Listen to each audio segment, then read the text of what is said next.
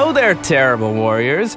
Welcome back to the show. We just finished Tales from the Loop, if you've been listening to our campaign over the last month. I was not your GM, Justin Eacock. I was playing the jock who learned a lesson in teamwork by the very end there, that he can't just go into a portal deep into the prehistoric past and expect to get out on his own. So thanks to his hick brother for pulling the car at the last second, and John Blair for joining us for that game. Today, we're doing things a little bit differently. At the end of our game, I have been in touch with, and he has agreed to join me here for a conversation, the project manager from Tales from the Loop, Tomas Harenstam. And along with working on Tales from the Loop, also a co-founder at Free League Games. They're the ones who put out Tales from the Loop and Coriolis and Mutant Year Zero. And have they also put out Things from the Flood, the Kickstarter sequel to Tales from the Loop? Well, why don't we talk about that? Thomas, thank you for joining me here on the Terrible Warriors. Thank you. Thanks for having me. Tales from the Loop has such an interesting origin story. We talked a bit about it during our game. It started originally as a collection of artwork by Simon Stalenhag, and then was turned into a game. And I don't want to ruin the whole story on you. Tell me, how did Tales from the Loop go from art to game? Because it's not as predetermined, I think, as some people would assume. Yeah. It's been quite a journey. It started out, it's now, I believe, it's about like 5 years ago when Simon started doing these art pieces. He just did them for fun, just put them out on a blog, just did one, put it out, did another, put it out. And that art that later came to be Tales from the Loop, it didn't even really have a name back then. It started sort of appearing, at least in our circles, and it also garnered international attention fairly quickly. It was actually picked up because he's got this very, very particular, the art it's this mix of very, it's a retro sci-fi, it's an alternate 1980s, 1990s, where these landscapes, these very, very well painted landscapes. He's actually a landscape and nature artist to start out with. The robots, they came actually later. But he's this mix of these landscapes and these strange machines and creatures. And that just took off. And of course we noticed, because we have it sort of appeared in our circles, and we after some via some other people and just by the way things go, we ended up having a meeting with Simon, and then we wanted to publish his art in an art book. That was like the first thing that we wanted to do, and so that's what happened. So in 2014 we actually published the Tales from the Loop art book in Swedish only at that time, and then things started rolling. So we did a Kickstarter for an English version. That was in the year after. And then, of course, since we were publishing tabletop RPGs, and Simon's work is influenced to some, at least to an extent, by RPGs back in the 80s and 90s as well, that he played, or at least his older brother mainly played. He was the kind of, the younger kid who wasn't really allowed to be in the group and just sat on the sidelines watching. So, but it's got influence from there, so it's very close to what we're doing, and so we felt we have to turn this into a game. So we started working on the game that was based on the art and the universe, and then we of course fill it out, because the art book leaves a lot of things unsaid, which is cool for an art book. An RPG needs to give you some more solid information to work with.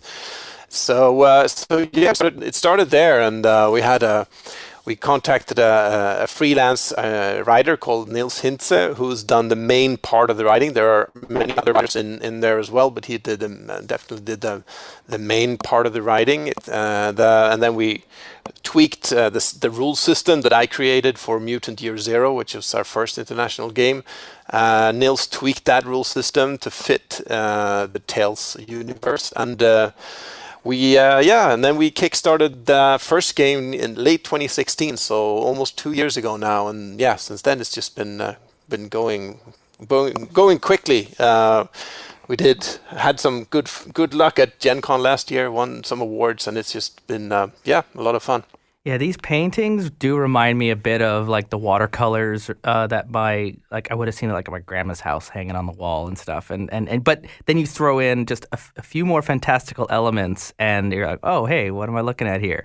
Yeah. And they do work really well as complements too when you're running a game to like inspire some imagery, and you really climatize you to the setting that the game is being in. What Thomas, is your like favorite thing here about the Tales from the Loop setting? What is it that hooks you in? I mean, the world of Tales from the Loop is like hyper realistic, and it's kind of at least I think whatever your age is, but just I mean, I grew up in the '80s, so for me, looking at this art and these paintings, it's like seeing my inner life. It's like it looks like what I would normally see on an average day, but it has these fantastical elements. So it's like your imagination and the things that you sort of dreamt about and thought about as a kid, at least I did, things like, robots and dinosaurs and stuff coming to life. So it's very much the inner life and the sort of normal life combined. And I think that's done in a very powerful way. And I think that's what sparks imagination in so many people, and not just people who grew up in the 80s. I think it works even if you're younger or older than that. But of course, it's got that. It's set in that era. Well, it really falls into like, kids these days don't play outside and that. And I mean, hell, I remember, out and having like those imaginary games and looking at the baseball diamond and saying that's now the bridge of the Enterprise, and building those games around, and a lot of this artwork as you're turning through it, and I've got it right in front of me, is it real or is it just in that kid's mind as he's looking out over the landscape and then creating this reality? And of course, for the RPG, you decided it's all real, even the weird bits. Yeah, I mean, that was one of the difficulties or the challenges of turning the art into an RPG or the universe, because Simon, even though, I mean, the art is what he's sort of known for, but he's a world builder, so it's got a whole world. But for him, some of the art pieces were like, no, I mean, he was like, no, this is perhaps not even real. This might just be someone's imagination or someone's story of what had happened, whereas other art pieces were more like, no, this is really real for sure. I mean, so the tall tales from the loop. Yeah, so it's exactly, which, I mean, that's obviously fine for an art book to have that ambiguity, whether what you're looking at is actually happening or just somebody's dream or story. But for the RPG, we needed to give at least the game master some more solid information. Then you can sort of play with that uncertainty about what's real and what's not in the game, absolutely. But I think the game master needs to know at least what he or she wants to sort of wants to be real in this world. The players can definitely be unclear about it, but I don't think it's a good idea for a game if everyone is unclear about what's real and what's not. Someone needs to know what the framework is so that everyone else can climb around in it. Exactly. Something about Tales in the Loop, as we were prepping for the game and getting ready, and I'm flipping through the book and getting myself ready for it as well, we've played other games set in the 80s or in other period times or that play off of nostalgia culture. There's something unique about Tales in the Loop that really captured my nostalgia strings in particular, that growing up in Canada in the 80s and earlier than that, 85 to 91, I was in Ireland, and there was something about this game more than others that felt so relatable. Maybe it's the kids playing outside and the imagination and the not really having that same hyper consumer culture that you see reflected in a lot of 80s material on television from the States. What do you think did it for Tales in the Loop that really blended that 80s nostalgia with these really fantastic elements like, hey, this is a world that has sentient robots walking around and everyone is just like, that's just normal for them. Yeah, I mean, I think one thing that perhaps sets the game apart from just general 80s nostalgia, because there's a lot of that going around it, of course. But I think what the game has and the art books have, and we really wanted to convey that in the game, and I think we do, is that it's not just like the fantastical elements, it's not just the pop culture of the 80s, it's also like the everyday boredom of the 80s as well. So it's got it's not all because that what sort of grounds the story. So that's the game is built to have also these kinds of everyday scenes in between, and that there is like the everyday life is always there, and I think that grounds the game a little bit. So it needs to be a little bit boring. Yeah, so you can't, because if you just go for the fantastical stuff, I think it feels a bit less relatable and less real. Yeah, I think that's exactly it. When we were playing the game, I honestly thought, I wish Joshua was here to talk with us. He ran our game as our game master, and the first episode of the game is entirely everyday life. And it was, and we weren't even together as a group. I'm off at a hockey game, getting into a fight, and the coach is threatening to throw me off the team because I'm not doing well in school. Another kid's out there on the rooftop helping his dad put together the Christmas lights for the season, and it's all just so dull. And I'm at the end of the episode actually pulling Joshua aside, going, Joshua, you know we're recording for a podcast, right? Like it's got to actually. Stuff has to happen here. And he's like, don't worry, trust me, this is all part of my great plan. And slowly, the breadcrumbs were laid out there, and we're lured out to follow this mystery, and we're being chased by dinosaurs by the third episode and going through time portals. And I'm like, oh my God. But there was this escalation to it that by the end of that first episode, I was like banging on the walls trying to get out. And that's exactly the kind of feeling those kids are supposed to have. So I guess Joshua played me like a fiddle, but it was it was really interesting to play a game that wrestled with that mundane life versus like the fantasies of the fantastic and wanting to get out there and be something bigger. It was really cool. Nice. Yeah, that's exactly what we were going for, to get that balance. Of course, it can't be all boring. It has to be that balance, that combination of both. So. And then always at the very end, no one believes you, and you got to go back to school on Monday, and you're right back to where you kind of started again. Before I get into, I know we've got Things from the Flood coming out here on Kickstarter. I did want one last question from Tales in the Loop for you. Of the kid types, there's all these great archetypes to play as, and we all latched onto the ones that we were really into. Which one is yours, Thomas? What kid type do you enjoy? It's a good question.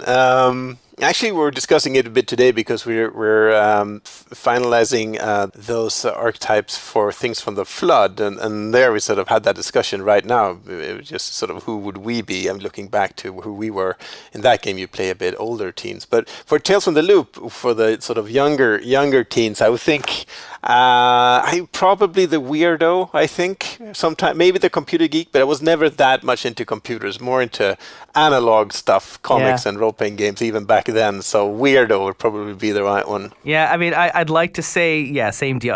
I'd want to be the computer geek. Hell, I'd want to be as cool as the weirdo. But honestly, at that age, in that era, I was more likely the bookworm. And then as I grew up, I translated into other archetypes, but that's, I think, where I originally started. Yeah, that could be me as well, I think. Yeah. So Tales in the Loop is not where our story ends. You've recently announced at Free League a Kickstarter for a sequel to the series, Things from the Flood, from the 1990s that never was, playing slightly older kids as we go into, like, we're not 11 to 15 now. We're into that 15 to 19. Is it go even that old? 18, 19. Yeah. And so tell me, how did Things from the Flood become, and how different is it from our experience on Tales from the Loop? It's based on the second art book, which is also called Things from the Flood. So it was always on our mind to do like the next step, to sort of do the same, follow that same sequence for the RPGs, and we also felt that it would be a cool sort of sequel to Tales from the Loop. That game is still there. This is not a new edition or anything. It's just, this is like we call it a standalone expansion because it's going to be a full game, but of course they're connected. They share most of the mechanics. But what the real change, the real difference is that you by moving into the 1990s and also playing older teens, you can play with a different style, different tone, and different themes, because of course being an older teen has, you'll struggle with different kind of everyday problems, and the world has changed, of course, both in wherever you play, whether you play the game is set in the US or in Sweden. There are quite significant changes between the 80s and 90s. In Sweden, the 90s is when really the outside world came into Sweden. That was in the 80s, very much, protected country with not that much influence. There were only two channels on TV. There was TV1 and TV2 and nothing else. And there was whereas in the 90s you got, commercials on TV, you got all kinds of, the outside world really came into to Sweden. You could say it washed over them like a flood. Exactly. Yeah. So of course that is reflected in the game, but you don't have to play in Sweden because you can play in the US or any other. You can play in your own country as well, because there are, obviously global changes going on at this time as well, where perhaps in the 90s there was a bit less. There was some more, ambiguity about what's important and what's not, what norms to follow, and there was a change of like that I think also worked when you move from playing younger kids to playing older teens, where you sort of have to struggle with who am I, what's important in life, and it's a bit more serious, and the tone of the game is a bit more serious. There's still, this is just the everyday part I'm talking about now. There's of course the mystery solving and the fantastical part as well, but I think that tone of the mysteries, they also reflect this a bit strange, darker, and also a bit weirder feel. So they kind of go together. So it's this time. The biggest rules difference is that in Things from the Flood, your character can die, which you can't in Tales from the Loop. So the stakes are higher. It's darker. It's a bit, We're going into a PG-13 rating now, where the stakes are a little bit, death is on the table.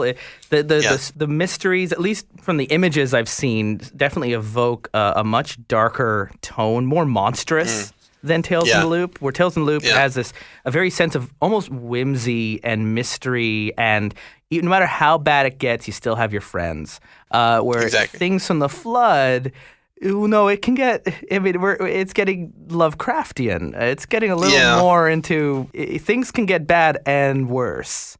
And so be more careful. Now, one thing I liked with Tales from the Loop is you have that mechanic with luck and attributes of the younger you are, the more luck you have. The older you are, the more attributes you have.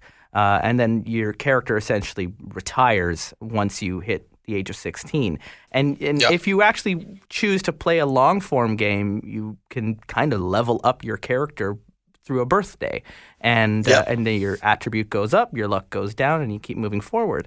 Will it be possible to graduate your Tales from the Loop character when they turn 16 and carry them over and do or even a time jump and bring them to 18 and carry them into Things from the Flood, where there'll be a conversion that allows for that? Yeah, that's absolutely the idea, that you will be able to play your Tales from the Loop character as an older person, definitely. Either just playing as he or she ages, or making a jump in time, sort of, and setting the game a few years later. That's definitely possible and can be a lot of fun, I think. You could play a little bit like It, where you have the two timelines fighting the same potential mystery. Because you already know the buy-in that your kids in Tales from the Loop can't die, so they will be there for Things from the Flood, and so you can play with that expectation. Where Things from the Flood, the stakes are maybe they're not going to make it. I'm really excited for this game. I can't wait to try it out. Free League Games, you've also done Mutant Year Zero and Coriolis. I have a copy of Coriolis, and Derek has a copy of Mutant Year Zero, and we both keep talking to each other about these games. We haven't had a chance to play it on the podcast. I just want to just widen the scope here with Free League.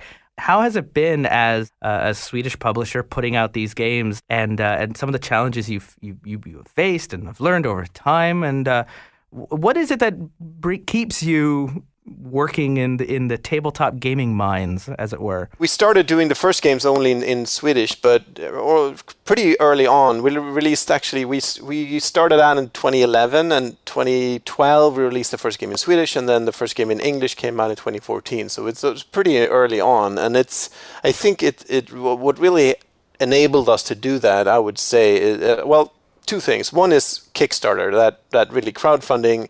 And Kickstarter was really key to being able to sort of getting our stuff out, getting some attention, and getting things moving. I think that was really key, because, and also once you've had a good Kickstarter, that tends to sort of give create some attention, and then it's when you do the next one, you build on that, and it sort of creates a kind of a momentum that has really worked well for us, which has been a lot of fun.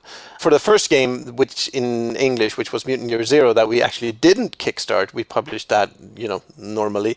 We teamed up with Modiphius, which is a British publisher of games as well, and we still work with them for distribution, but that sort of was like, we teamed up with them, which helped us in the beginning, and still helps us to get seen, and to work with distributors to get our games into stores everywhere and all over the world, and so on. So it's been a process, but it's and a lot of fun, and it's been a thing in the last couple of years. I mean, we are with several Swedish RPG publishers having some getting noticed and putting games out. I think we were the first one in this this wave with Mutant Year Zero, but now there's a few others. So we're a bit of a trend here. A bit of a Swedish invasion happening. Yeah, yeah. I don't know why that is, but it's fun. Yeah, it's just one of those. Here in Toronto, there's just been such a wave of indie video game development, and it's just there's something that happens in that. That group energy that it all just kind of feeds into each other. And one person, like what's happened at Free League, you have some success, and it just empowers those around to then, we can follow our things too. Yeah. So the Things from the Flood, the Kickstarter at the time of our recording is only like 48 hours old, and you're into how many thousand percentages are you over your Kickstarter goal at this point? Let's see. Yeah, that would be. I think last I checked, it was like 1,200% over. Yeah, the asking now it would be price. 17. Now it's even higher to 17 and up. And I mean, congratulations! That's amazing. Thank you.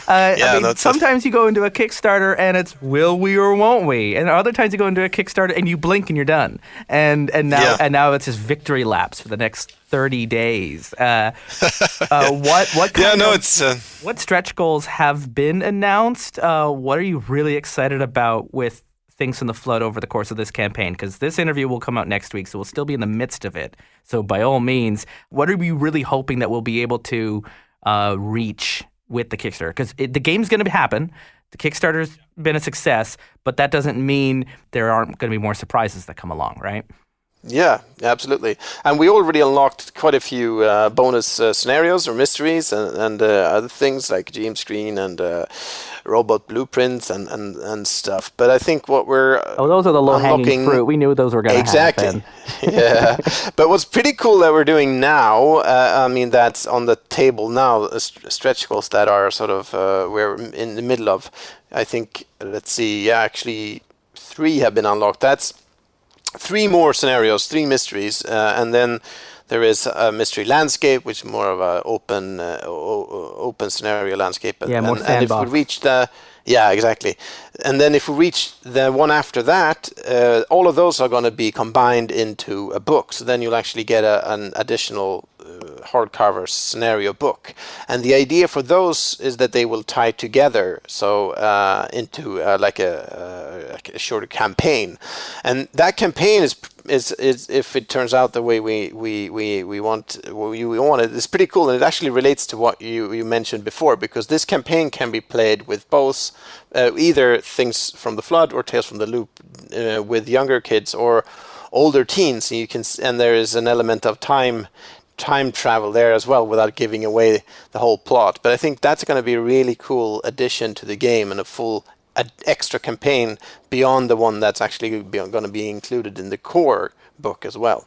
So I'm looking forward to that. Very cool. I'm really happy to hear that I was right on the right frequency with the tone of where you're going. And I'm not at all traveling in from another timeline to spoil the future. So, Thomas, is there anything you'd like to leave us with? What's next for Free League? Things from the Flood is obviously going to take up like your life for the foreseeable future. But what are some things that you're really looking forward to on the horizon for Free League? Well, one thing I'd like to mention is another game that is being being completed right now. It's called Forbidden Lands. It's our sort of tribute to old school fantasy gaming. So it's not an OSR game. It's not a D&D clone, but it's sort of our take on retro fantasy. So it's based on the same rules engine as Mutant Year Zero and our other games. And we kickstarted it last year, and now it's everything is finally done, and it's being sort of very soon. It's going to start shipping out to backers everywhere, and then it's going to be released, generally later in the fall. So I'm really looking forward to having that. It's going to be a boxed set with a lot of cool stuff in it, and so I'm looking forward to putting that out and just also getting my chance to, see the final product for myself as well. Yeah, there's a lot of, again, like evocative dark imagery in this game that I've seen in some of the stuff you've already released out in the preview. And I'm looking forward to learning more about Forbidden Lands and seeing more about these. The land itself is very much a threat to the characters too, right? Like this is a cursed place, and it's gonna be fun to explore. I'm into that.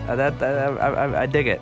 So, Thomas, thank you for joining me. Thank you for spending your time with us to talk about this game. We love Tales from the Loop.